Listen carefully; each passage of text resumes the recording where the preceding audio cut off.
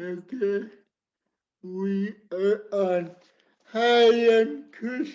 Crazy Legs Fonseca, the comedian from Colorado.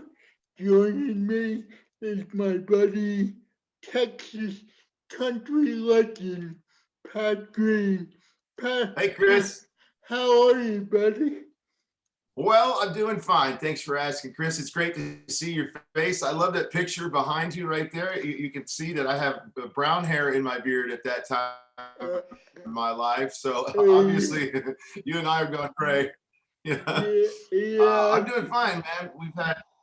We've had COVID twice in my family, so yeah, just right now everybody's still healthy. We never really had a bad case, but we're just going with the flow like everybody else. well, that's good. I know you're finally doing a couple shows again. Yeah, That, that's right. We're happy to get the band back together as much as possible right now. I guess you're probably in the same boat. As much as you can get out there, you will. yeah, I did a show in December with Dave Chappelle in Austin, and Fantastic. it's funny because I had lunch with our buddies Brett Danaher and Ah, sweet. Clay Corn, and Man, that's awesome. I'm so glad you got to do that. when I talked to Dave's head of security, I told him where I was going, and he was like, "Oh my God, you know Pat Green?" And anywhere in Texas, if I need anything, all I have to do is say Pat Green, and boom, I'm in. So, thank you for that. That it's absolutely my pleasure, Chris. Yeah, I feel lucky that Texas has been so incredibly good to me and my band and to my friends, and I and it's given me the privilege like meeting you and getting to know you through all these years. I was trying to think about it when I saw this come up on my calendar that I was doing your podcast. I want to say we met around 18 years ago. Is that about right? 17 or 18 years ago? Yeah, I think so. We met through breath. Um, Yeah, that's right.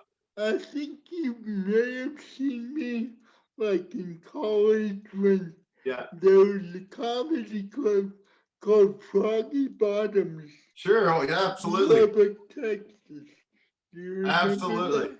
Yep. I know that, like, I talked to Corey one time, and Corey apparently took defensive driving That's at, at hilarious. Froggy Bottoms. I guess she was a bad girl. Well, she still is. Nothing's changed, but she's still my wife, Well, so I'll keep her on the payroll. yeah, you know, it's funny. I've watched the Wave on Wave video a million times. It wasn't until about 6 months ago that I Did you realize it realized was her? Corey was in the video because every time I would see it, I was like, that girl looks familiar. And then it was like, well, duh, you Yeah, know? yeah. She's been in every one of the videos we've made, and with the exception, I think, of Baby Doll. We had an actress that played my significant other in that, and that's the one video Corey will never watch. So we just That's let that one fun. go. That's funny. You know, I had a question from a guy online. He asked that when you sing girls from Texas, David asked, did you Louisiana whites get upset because Corey's from Louisiana, correct? No, see, Corey's from the Panhandle. She's up in the northern part of northwestern Texas. So Uh-huh.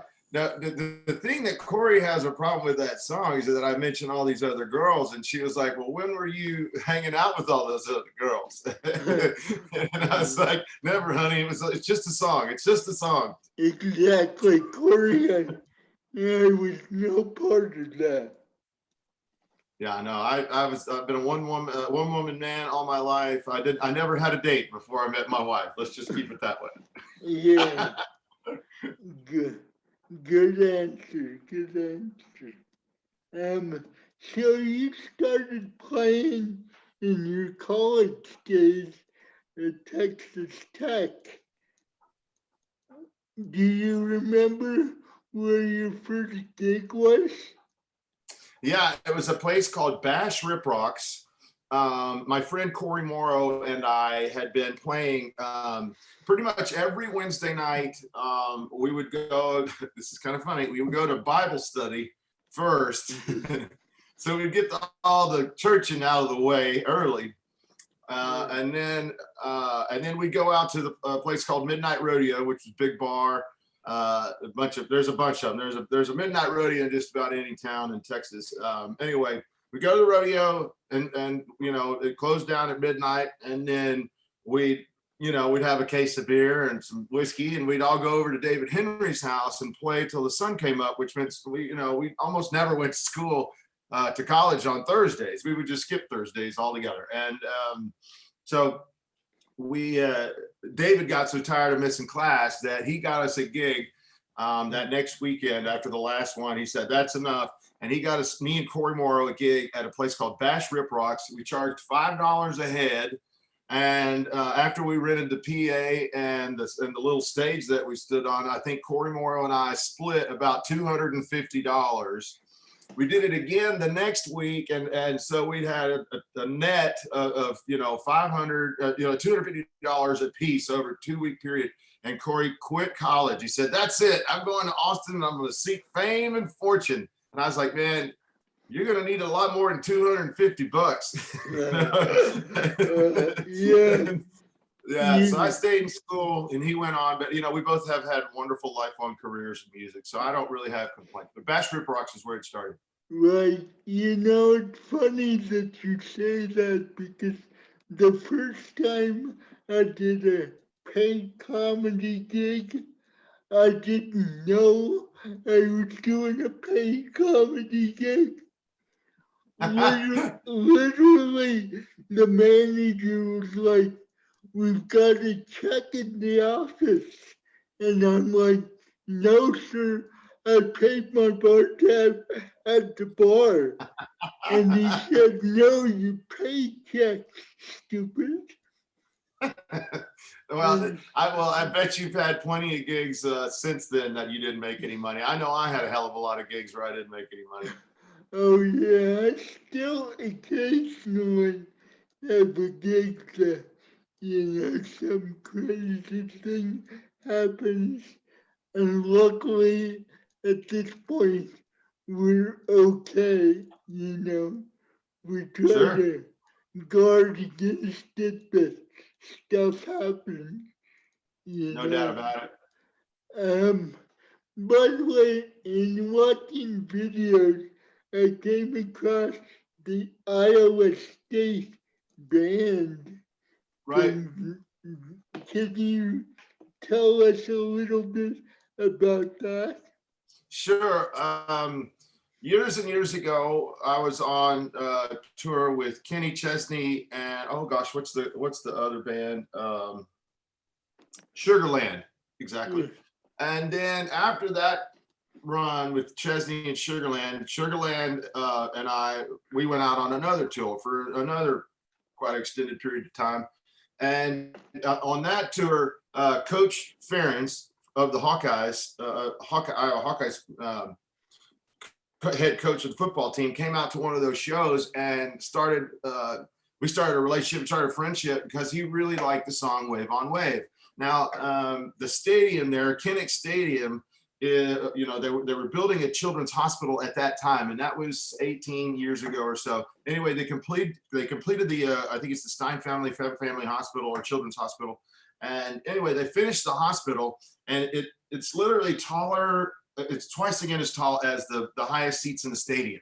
And all these kids at the end of the first quarter, every game, and they started this tradition, years before they asked me to come up and join, but they call it the Iowa Wave. And at the end of the first quarter, they play Wave on Wave to the kids that are standing at the window waving, and the entire stadium, 80,000 people, are waving at these these kids that have cancer and all kind of terrible diseases to deal with. Anyway, Coach Ferentz asked me, he just didn't think it was in something I would do, and then he finally asked me. He said, "Hey, would you like to come sing Wave on Wave live to these kids and meet the kids?" And so that got us a little bit into the rabbit hole of man, this is something I really can't wait to explore. And we've done a live recording now with the band. So, we don't have to come every time up there to play. They actually played a live recording of me with my band playing with the marching band. A blessing to my life to get to go up there and see those kiddos. Obviously during COVID, we've missed a couple of years to, up there with those kiddos. But man, it's man, if you don't have a heart, if you go up there and I tell you what, you're gonna leave a little bit of yourself up there. It's an amazing experience. I remember the first time I watched a Tears Up. I was kind of feeling myself because I was with a lady friend, and here I am, this guy bawling because I see grown man crying. Yeah. I've had people give me people have taken me to task. Like some of the Red Raiders are like, "How come you don't come sing it that at home games for where you went to school?" I'm like, man, it's the minute they build a children's hospital next to Jones Stadium in Lubbock, I'll come down there. But right now they haven't done it. Nobody's asked me. Exactly, yeah. It's funny how your friends always come up with these ideas, and it's like, well, I haven't changed my number. Yeah, exactly. By the way, I have another question from the dance hall people on Facebook. It says, other than Lukenbach, because that's where you were married, what is your favorite venue to play and why? Well, I can answer that. I'll answer that in two different ways. Well, I'll do it three ways. Okay, if you go, big, middle, and small.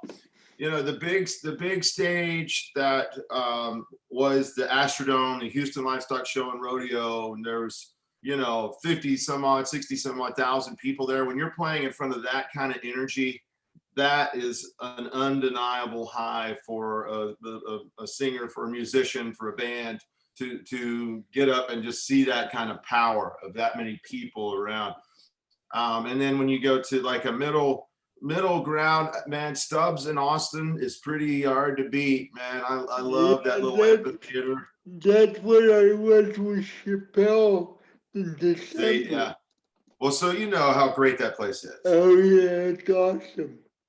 Yeah, and then on the smaller side, other than Lukenbach, I would say Green Hall has always been very, very important to me on a very personal level. I saw Jerry Jeff Walker there. I saw Merle Haggard there. I saw Chris Christopherson there. I saw all my heroes play in that room, and Robert O'Keefe, Jack Ingram, you name it. That was kind of the place where I like to go listen to music, because you could really get close to the people that you were listening to. Lyle Lovett comes to mind. I've seen everybody there, so I've enjoyed that venue quite a bit. Yeah, I know that I saw you at Red Rock with Sugarland. Red Rock is a very cool venue. Well, I mean, honestly, you can't touch Red Rocks. It's definitely, I think it's at the top or the top 5 of pretty much any musician's list. But I thought when you asked the question from the dance hall, I thought you meant in Texas. And I that. certainly think, man, Mm. don't get me wrong, Red Rocks is, well, it's just a natural thing. It's so, it's made by the hand of God kind of thing. And so, Yeah. you know, And I don't know about you, but when I went up to that microphone at Red Rock, that's when I knew I was somebody, you know, you Be- are, you're because at the top of the pile, buddy. I don't know if you saw, but backstage at Red Rock, they have plaques of Yeah, everybody, the yeah. Beatles, the Rolling Stones, And us. us, yeah, yeah, Yeah, I'm on 3 plaques in there for sure. yeah, me too. It's a lot of fun. Um, you know, at that Sugarland, yeah, Sugarland, during their set, there was some guy behind me with a big sign that said, Jennifer, it's my birthday, kiss me. And I had met Jennifer like before the show, and I was in the front row, and she yells, Fonseca, I'm coming down. So she jumped off stage into my lap to lean over and kiss the guy behind me. And people around me were like, oh my God, you touched Jennifer Nettles. Yeah, I did. She sat in my lap. She gave me a dance. Exactly. Um, by the way, have you ever watched the episode of Baywatch I was on? No, I haven't seen that yet. But I'll look it up today. I guarantee it. Yeah, it's season 6, episode 18. They actually wrote the episode for me. It's called Lost and Found. And Season 6, Lost and Found. it's on Amazon Prime. Got it. And what's funny, in the episode, you remember my buddy Toe Jam, I the know biker I met him comedian? for sure. Yeah. Yeah. So anyway, when I get the script, I'm like, Toe Jam, does this say what it says? What I think it says? I handcuffed myself to Pamela Anderson in the episode. How cool is that? It's And never happened to me. I grew up in, a little town in Colorado named Fort Morgan. There's no way that the odds would say that a disabled kid would someday be on the #1 show in the world, handcuffing himself to Pamela Anderson. Well, I just think that's awesome. I never dreamed I'd get to do all the things I got to do in my life. But you know, mine is like Willie Nelson and other dudes. At least you got some hot chick to go hang up yourself to. Oh yeah, I know.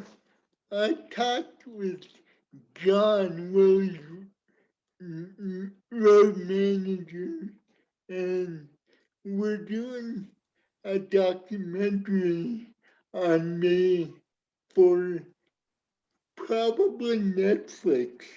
Dave Chappelle is helping me with that, but I had the crazy idea to write a song for the end of the documentary, Right and it on. and it's called "How It Didn't Kill Me." I'll never know. Right on, And man. and what would be really cool would be if you and Willie would join me.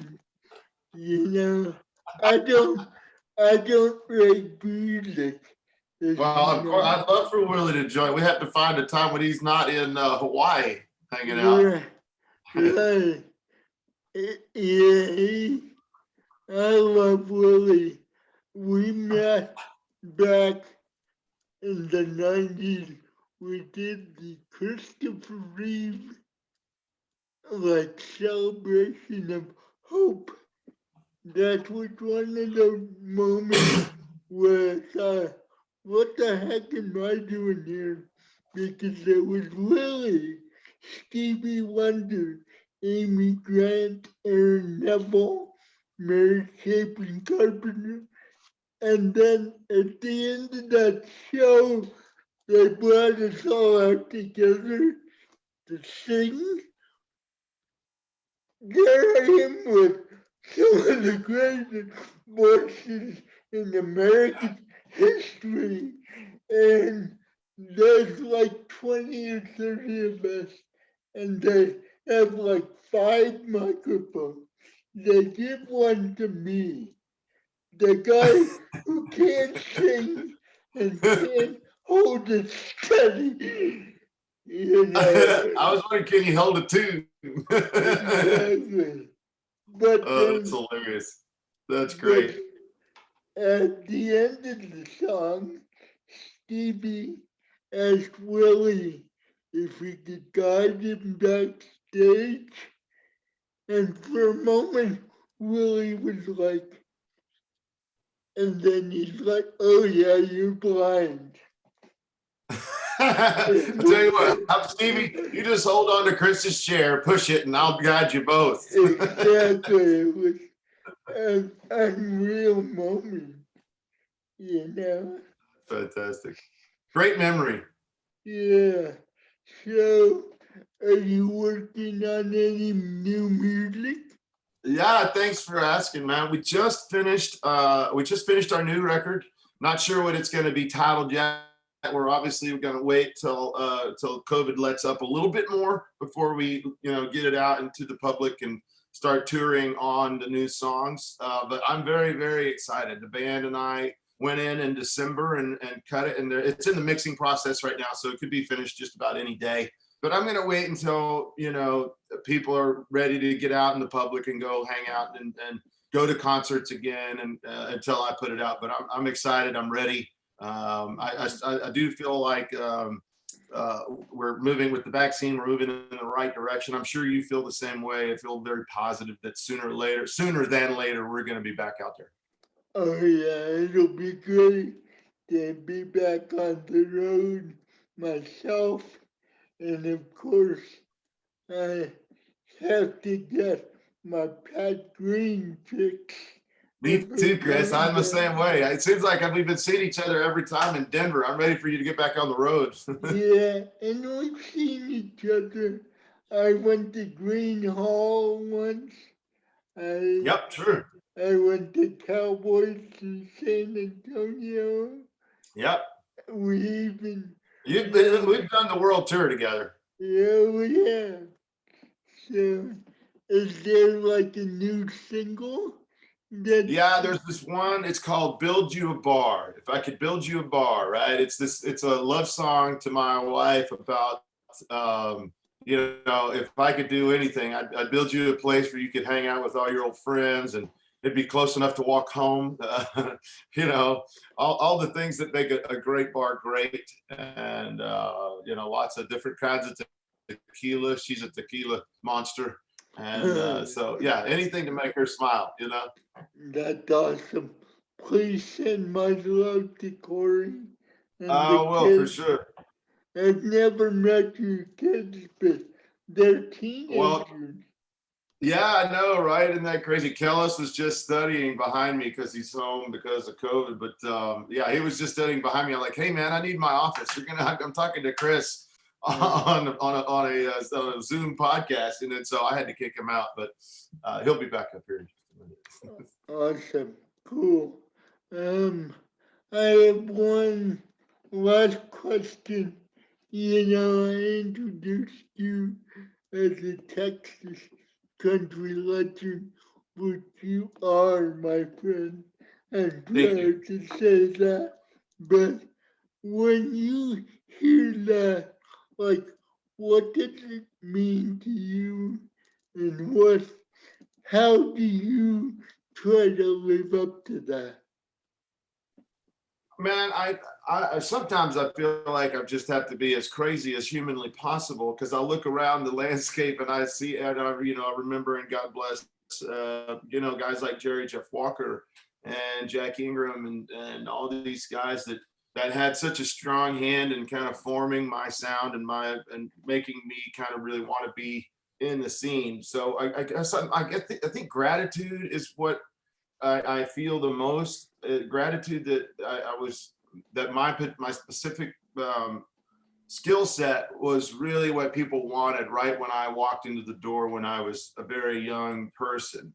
And again, it means it have a lot of responsibility. I have, I love looking at the younger bands that are coming up right now. I think about Parker McCollum and Cole Wetzel and and then generation before that. I think about the Randy Rogers and all those guys that came in the door just after we did. I think that, man, it's just like Willie did for us. Willie Nelson was always so kind, and Ray Benson and Sleep at the Wheel and all those guys. They really wanted to see the young guys make it, and they were genuine in that. They didn't see us as a threat, and they didn't make us feel like we were less. So that's what I want to be. It's just a positive impact on the rest of our scene as long as I can be here. That's cool. Tina, are you still there? I don't see you or see. I'm I don't here. think. Oh, hi, Tina. Hi. How's it going? Well, a little COVID crazy, but so far we're all healthy. So yay. Yeah, that's a part of it right now. It's like I've been telling my wife for a while now is that, it's really just, it's the world we live in, and, still putting my pants on the same way. So let's go, kind of thing. Right. Another weird little tidbit is my memory popped up on my Facebook. You know how that does. A year ago, I was at the Rustic and I went to see Miranda Lambert, Parker McCollum, and the Randy Rogers Band. And that was my last concert. Oh, wow. So that was a good one. Yeah, it was. Absolutely. It would have only been better if you had been there, but can't have everything. Listen, that sounds like a great lineup. I may have been to a few of your shows. I can see that. I can see that. I may have lost track. That's great. That's really cool that you have all those tickets. Yeah, well, that's just 2 years. That's 2 years. Wonderful. Got my anyway, autograph to see. Oh, lots of them. It's more of trouble these days. But. Yeah, lots of fun. Well, thank you. But my sir, I was going to say, do you have something you're curious about? My question. Yeah. Of course, everybody knows you're a big Bruce Springsteen fan. Absolutely. Okay, he's one of your biggest influences. Absolutely. Feels just like it should. Was such an obvious right. nod to that. Yeah. So, what'd you think about the short film commercial last night? I have to be honest. I was over at a great friend of mine's house. It lives about four houses down from here, and we had, I don't know, 4 or 5 of us guys that all our wives know each other, and so all the girls were in the other room.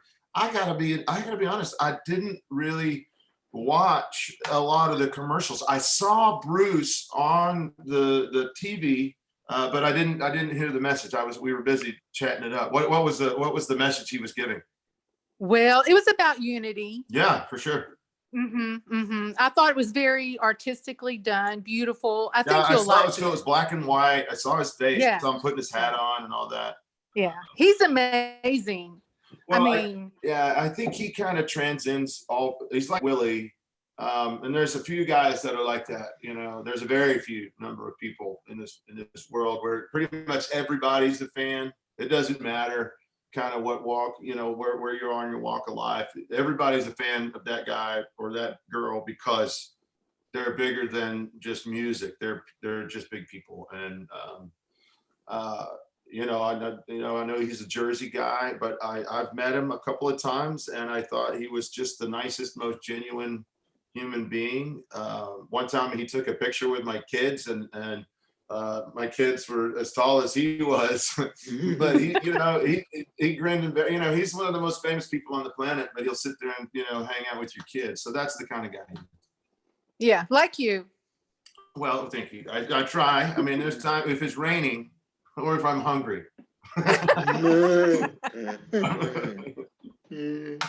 But thank you, Tina, for joining us. Thanks, Tina. Well, thank you for asking me. Absolutely a pleasure. It's always good to hear from you. Come see me. I think we've got a show coming up. We're doing some down in Austin. It's we're doing Nutty Brown. We've got the Whitewater Amphitheater. I know we're looking at some shows up here in the Metroplex too. So keep your ear to the ground. Oh, I will. Right on, baby. Okay, Bye, God PG. bless. Love you. Love you.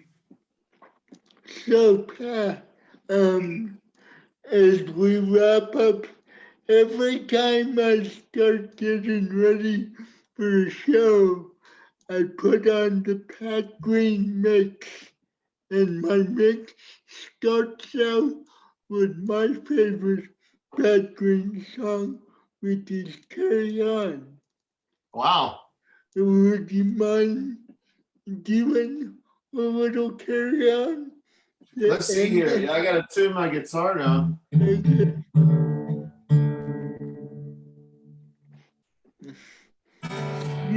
It's funny because you usually open with this song, Yeah. which is cool, but at the same time, it's like my favorite song is at the beginning. So you're like, the show's over when it starts. Exactly. It's like, I'll see you later. Yeah, man, that's funny. I think it's such an uplifting, positive song. And it's really my attitude towards life in general. It's like, man, yes, there are difficult things and there are hard times and there are hard decisions to make, and there are times where you have anxiety about whatever it is that you have anxiety about. But to me, the reality is as well is that, man, you can just put that down for a minute, you put that aside, and and it's got that jangly little that top end is so cool, man. It just gets you in the mood, right? So the music is just as important. A friend of mine, J-Boy Adams, played me that riff. I was like, that is such a cool little. I don't know. It had a ring in my ear, and I went up to Nashville. Walt Wilkins, who's a Texas guy, was up there at the time, and I got together and I played him that little musical riff, and then within an hour or two, that song was laying on the table, and I couldn't believe it. And I mean, it's still, I don't know, for whatever it's worth to everybody out there listening, it's easily inside the top 3 songs that I ever written or been a part of writing. Yeah, I agree. It's very cool. Sorry, I keep spoiling the first half of your show. I know. It's awesome. And every time I turn on a new person to Pat Green music, I'm like, yeah, Wave on Wave is a big hit, but you gotta hear this. And Hey, look, there's Kellis right there. Say hi, Chris. How you doing, man? Yeah, how about you? Nice to meet you. Nice to meet you as well. You're meeting the world right now. This is a big podcast. Oh, Yeah, it is. All right, I love you. Okay. Okay. Yeah. I'll be done in just a little while, so I'll tell you when we're done. Oh, no, yeah, Cool. But yeah, it's great, and I lost track, but I think I've brought like 120 different people to see you over the years.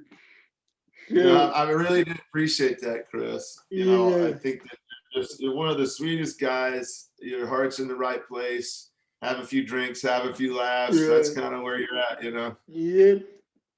But if you wouldn't mind doing a little carry on, Oh yeah, of course. Yeah, sure.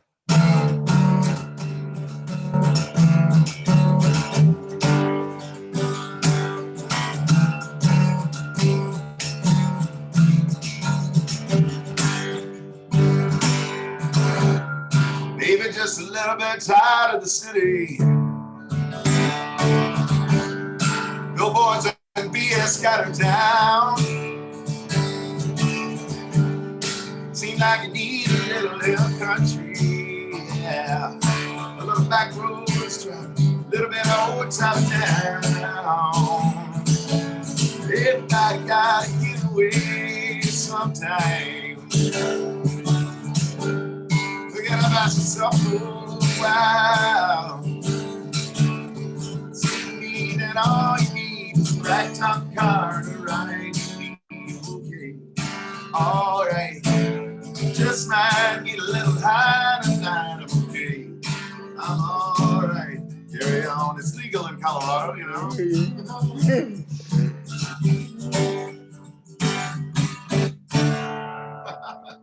thank you, I need Pat. my whole band here to make that thing work out right. Oh yeah, no, I get it.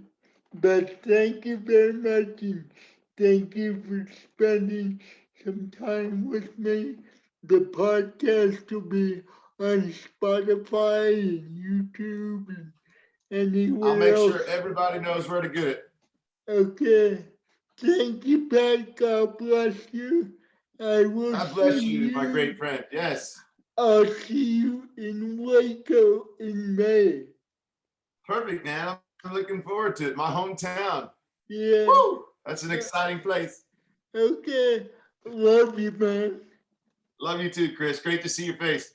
Okay, take care. Bye-bye. Bye-bye.